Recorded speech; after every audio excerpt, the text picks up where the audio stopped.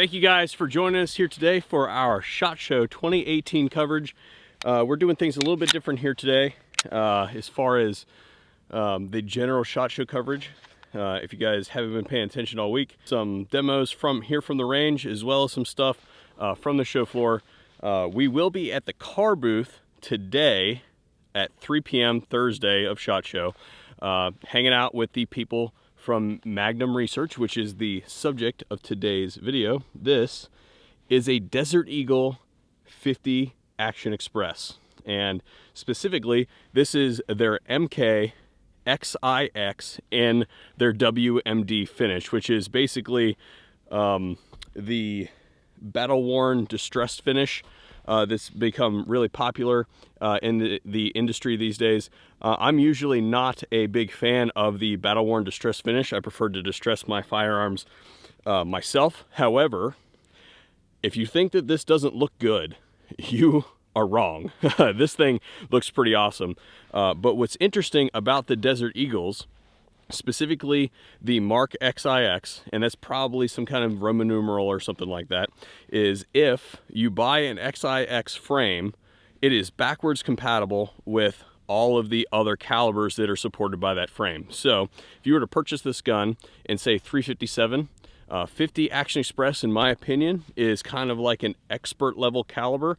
It's somewhat difficult to shoot. If 50 Action Express is a little bit hefty of a caliber for you and you want to work up to it, you can get these guns and other calibers as well, 357 and 44, and you can instantaneously upgrade with the addition of one of their conversion kits.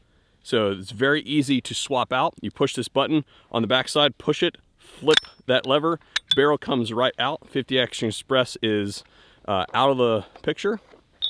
We then take this 44 Magnum barrel, drops right in, give it a little bit of a push to the rear, flip the switch, and now you are set up for 44 Magnum ball rounds right here. So we're gonna go ahead and eject that 50 Action Express magazine. It's in the gun. 44 Magnum magazine. Definitely still need the hearing protection for this. And here we go. 44 mag.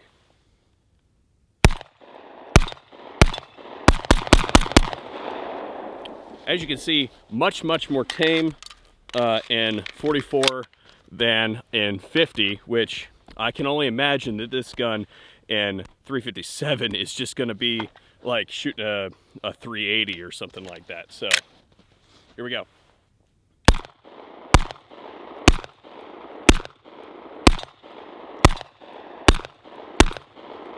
There you go. Capacities vary depending on the caliber. Ooh, that sucker's hot.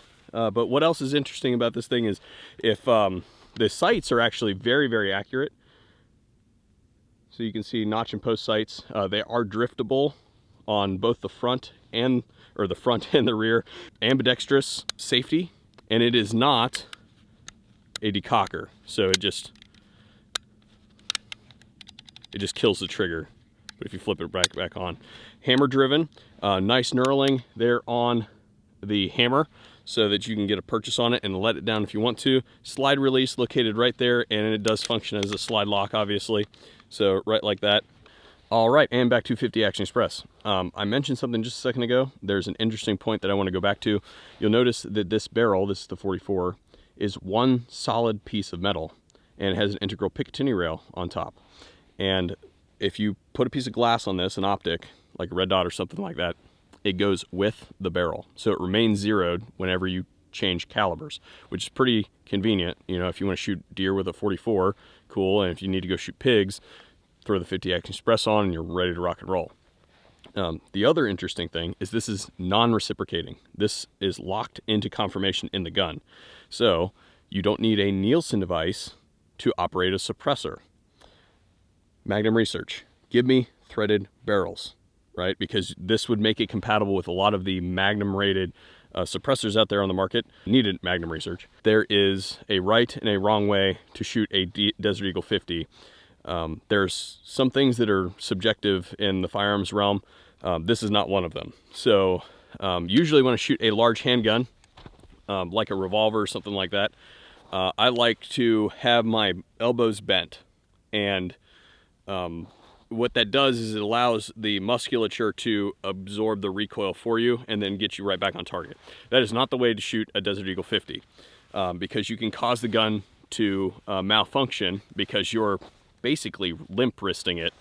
And what happens typically, and this is from slow-mo review, is that when the gun fires, it tends to go up like this, and if there's not any solid foundation for the gun to reciprocate against, then the slide is running adverse to gravity, and that is a very, very heavy slide. So you can cause the gun to malfunction. You can do it wrong. I have learned that if we run the gun with our elbows locked right like this and push and pull with an isometric grip, that we can get full functionality out of the gun. So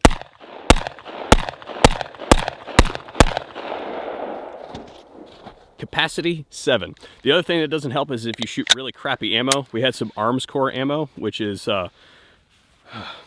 really crappy ammo. It was just really inconsistent. It wasn't doing a very good job.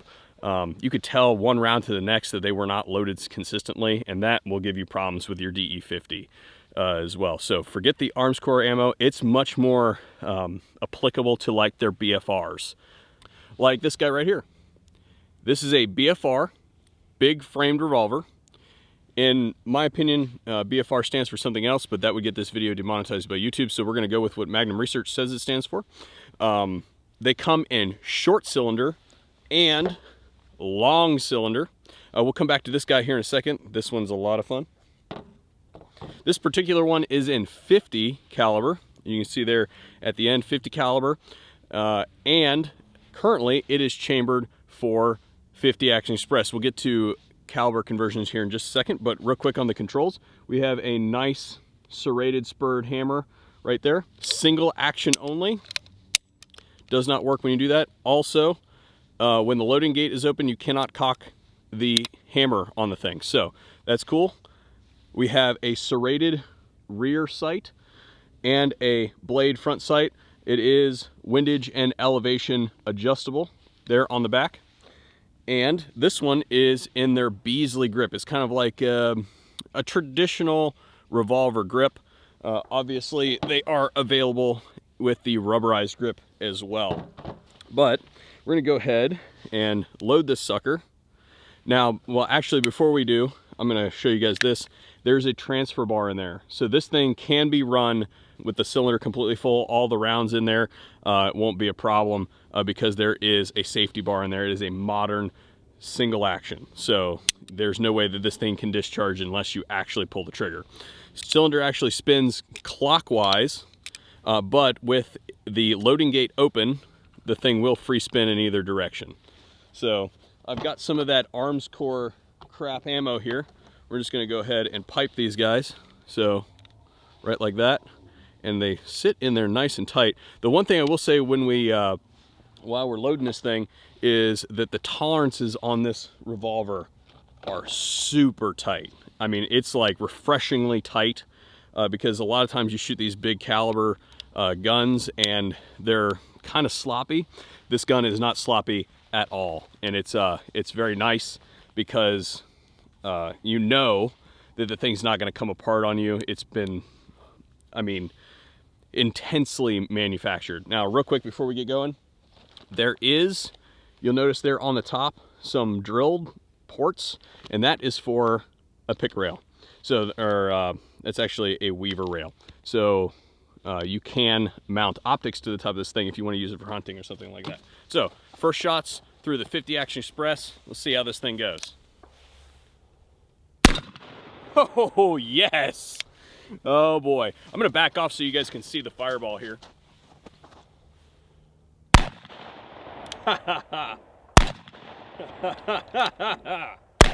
Yes. Wow, that's even on the weak rounds. Ooh, that sucker's hot. We're gonna take another one of those. I think we're gonna see what this thing does when we shoot the gong here. I have to be able to hit it, of course. Looks like we're shooting a little bit low. There we go.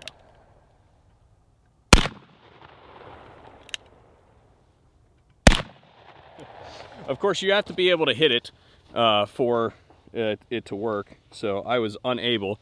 Somebody's trying to answer me. You hear that? Somebody thinks they've got bigger toys than I do. So you would say to me, Kurt, why on earth would we want the short cylindered revolver? You can't shoot 500 Smith & Wesson out of it. And I would say to you, you're correct. You cannot shoot 500 Smith & Wesson out of the short cylinder. However, what you can shoot is 500 JRH, which is basically 500 short. So caliber conversion is pretty simple on these guys. There is right there on the bottom, you see that right there? There is a set screw. We're just going to turn that sucker and watch for it. It's gonna pop. Maybe. There we go. So you run that sucker all the way up to the ejector rod up there, and then you open the loading gate, right like that, and the index point of the cylinder actually comes out the loading gate. So the 50 Action Express is out. Put that in my pocket. And now we have the 500 JRH cylinder. Man, that is a piece of metal, is it not? Go ahead and just drop that right back in there. Close the loading gate to index it. And then this rod, just, there you go. Push it right back in there. Take our screwdriver, and they include a small little tool to do this in the field if you want, but me and small tools don't get along very well. 50 Action Express, 500 JRH. Not a whole lot more needs to be said there. Here goes nothing. I'm gonna back off so that we can get the full effect of flame here. So, oh boy, here we go. Oh yeah, more kick. Definitely more kick. Ooh, she hurts a little bit, I'm not gonna lie.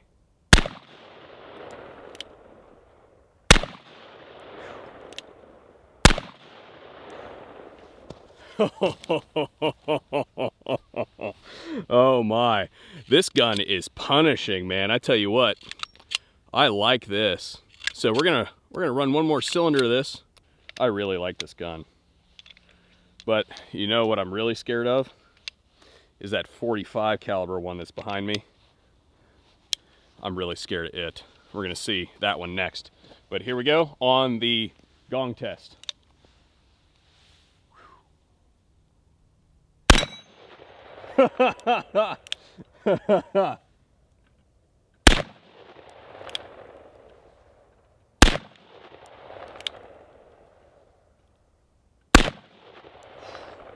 Man, it hurts. I'm going to tell you what, you don't need 500 Smith, because this is about all I can handle right here. 4570 government. And this thing is a tank. Look at the length of that barrel. I've been kind of having nightmares / wet dreams about this thing for about a week in preparation for filming this video. After shooting the 500 JRH, I kind of feel like I was just in a car wreck. So we'll see how this goes, guys. We decided to leave the tags on there for effect. What do those tags say? Well, hang on a second. Danger. Release, assumption of risk, waiver of liability, and indemnity agreement. Warning to purchaser. Warning to dealer. Do not attempt to operate the firearm without reading the enclosed instruction manual. All right, go ahead. Be careful, it's got a hair trigger. Now you know how to hold it. Tightly. Yeah. All right. That's not nearly as bad as I thought it would be. We had him all psyched out. Yeah. We thought he was gonna. I'm thinking it's gonna shoot up over my head. Yeah, he was dug in. Yeah, he was. Hang on, we got to show his feet here. Look at this. He's got like a trench dug. He was afraid that he was gonna get pushed all over the place. Oh no, we had the same reaction. It's cool. Oh man. Yeah, if I'd have thought about it in time, I'd have went up like this and went, all right, go ahead, man. Okay, see if I can actually hit something this time. Probably not.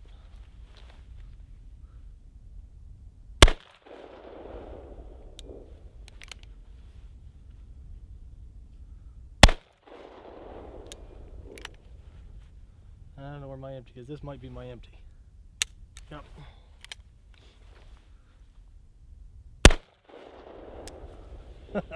Yes, yes, yes. I've already determined that I need one of those in my arsenal. Oh my goodness. That gun doesn't kick any harder than my Red Hawk. Yeah. Yeah, my 44 Red Hawk has about the same recoil as that. Yeah, which is surprising. I mean, it is a very large gun. Yeah. You know, don't get me wrong. I mean, if you look at that, I mean, hold that up next to your arm, right? Like your forearm, right? I mean, it's, you know. Much to my surprise, the 4570 gun is actually quite tame, and I was not expecting that at all. I read the information. I was like, 4570, that's gotta be insane to shoot, and actually it was quite tame. Now a lot of that has to do with the long heavy barrel, very heavy receiver, you know, just all heavy components, and the rubberized grip. You know, that has a lot to do with it as well as far as the recoil absorption. But you got to be saying 4570 has got to be the limit, right? Like, where do you go from there? That's what I thought. Enter 450 Marlin, which is basically 4570 on steroids. So what we're going to do is try this gun out. I have never fired a 450 Marlin before. We're shooting the Hornady FTX loads. So this is liable to be a bear. First rounds, I've not shot this before.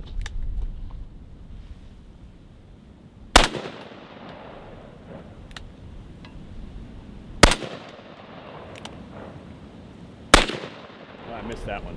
Go for the little guy here. Do I have one more? I think I have one more. Yeah. Woo! Well, I tell you what, that guy is cooking them. It's still quite manageable, though. I will say that the 450 Marlin is pretty fun to shoot. Not near as bad as I thought it was going to be.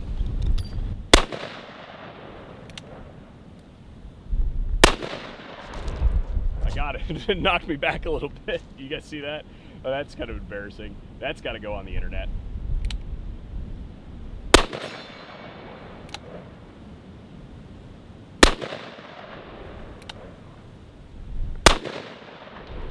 This gun is accurate, man. I tell you what, I was kind of surprised. You know, if you calm down and shoot the thing, you could hit stuff with it, which is not something that you could do with a lot of Magnum revolvers. A lot of times you get those, like, especially the shorty 500 Smiths, and you can't hit crap with them because they don't expect you to actually be able to hit anything with them. So good deal on Magnum research, being able to hit stuff with their gun.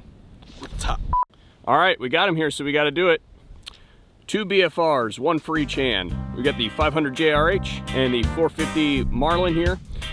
We will be doing a live show later today from the car booth, and I hope to see you guys there if you're in attendance at SHOT Show 2018. Here goes nothing. Ah! Yeah! Woo!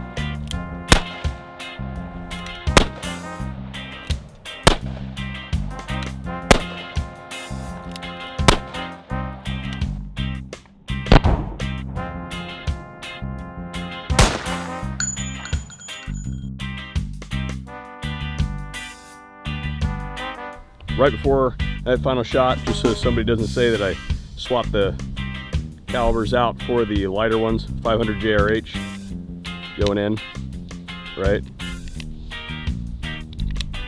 We don't cheat around here. 450 Marlin going in. Punch the ticket, take the ride.